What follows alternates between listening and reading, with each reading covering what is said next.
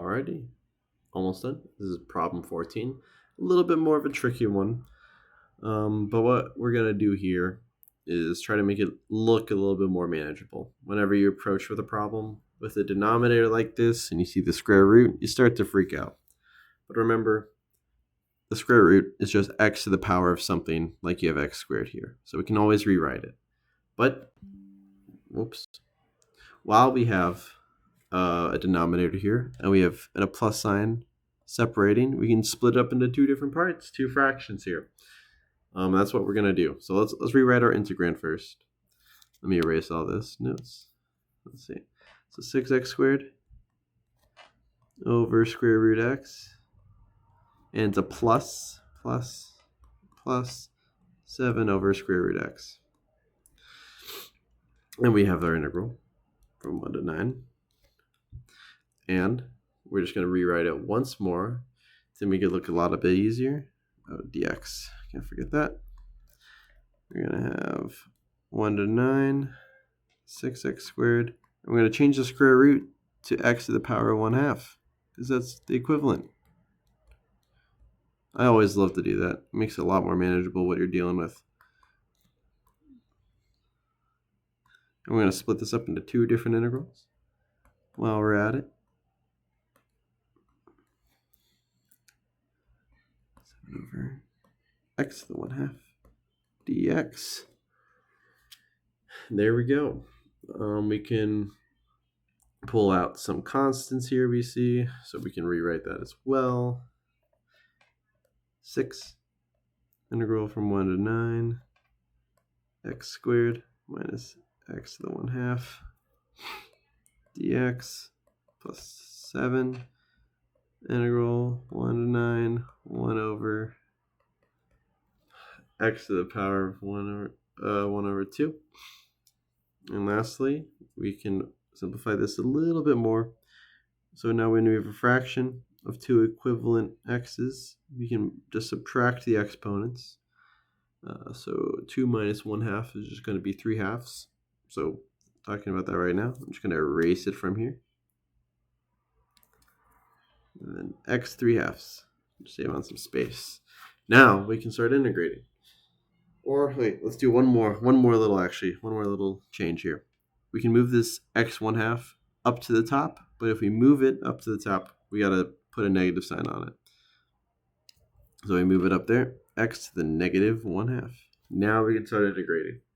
We got everything situated, looking all nice, looking all pretty. See, you're given a difficult problem, or looks pretty like clunky at first, and look how we've rewritten it. It makes everything look so much easier, so much more manageable. Now we're going to evaluate it using our general rules. So we got x, we're going to add 2 over 2 here. So it's going to be x 5 over 2. And remember, we got to multiply by the reciprocal. 2 over 5. And we have our 6 as well. So times 6. And then we got our 7. We're going to add 2 over 2. And that's going to come out to just 1/2. Positive 1/2. So we just got plus 7 x to the 1/2. And these from the bounds, 9 to 1. But first we're going to make it look a little bit nicer. Shift some stuff back up, back into the radicals and square roots. So we're going to do that. Oops. Okay, I guess I gave us a little bit more space. I'm going to rewrite this as 2/5. And then we have 6 x cubed over square root of x, which is the equivalent of that, minus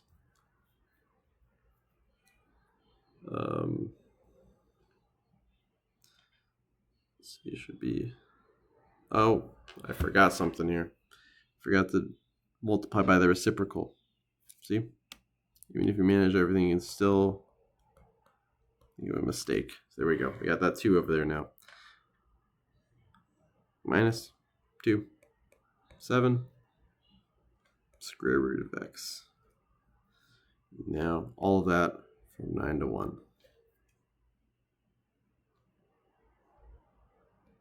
So bear with me here, just trying to move it down. Now f9, ff1, plug it all in. Yeah, that wasn't line. It's a little bit more of a convoluted problem, but we're gonna get there.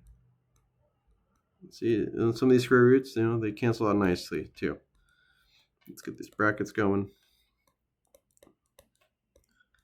9 and 1, thankfully, are perfect for this type of problem.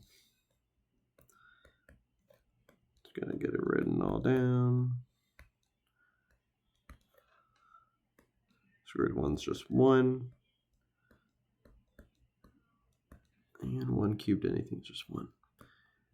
And after you evaluate all this using a calculator, or honestly, this one it could do by hand, but still, it'd be a little bit rough with the 2/5. But it's gonna evaluate the 608.800 if you need 3 decimal places. That is the answer to problem 14. And one more to go.